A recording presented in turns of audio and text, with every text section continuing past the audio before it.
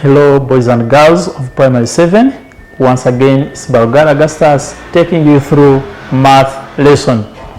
So today we are going to look at ratios, and starting with the definition, a ratio is a comparison of quantities by division. So when we talk of a ratio, quantities must be of the same units. So a fraction must be reduced to its simplest form in order to be expressed as a ratio. There we are moving to expressing quantities as ratios. And there we have got our example 1. Our example 1 is, in a class there are 20 boys and 30 girls. Express the number of boys as a ratio to the number of girls. When we come to this question, our first phase should be our numerator, and the second one should be the denominator, which means boys have come in the first position, girls are in the second position. Therefore our boys will be the numerator and girls will be the denominator. So since boys and girls are people, this one already it is the same units. We do it like this. We say it is 20 out of 30. We have said the fraction must be reduced to its simplest form. There we are going to reduce. We are cancelling this 0 with this one here. Here we shall get 2 out of 3.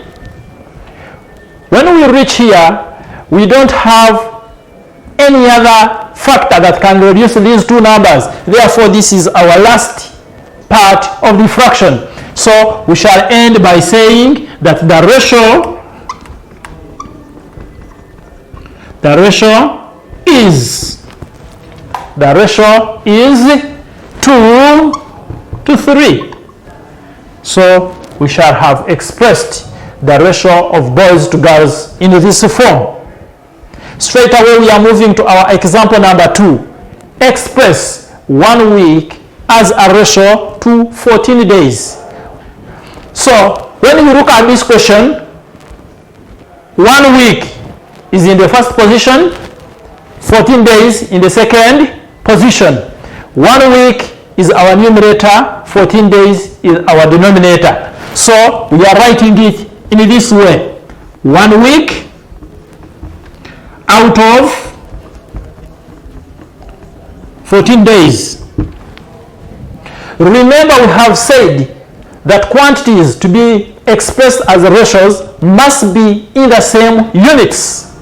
But when you look at this one, we have a week and days, which means we have to express a week into days, because when we are changing units, we change the bigger unit into a smaller unit. A week is bigger than a day. So this one will be 1 times the number of days which are in 1 week. Those are 7 days out of 14 days.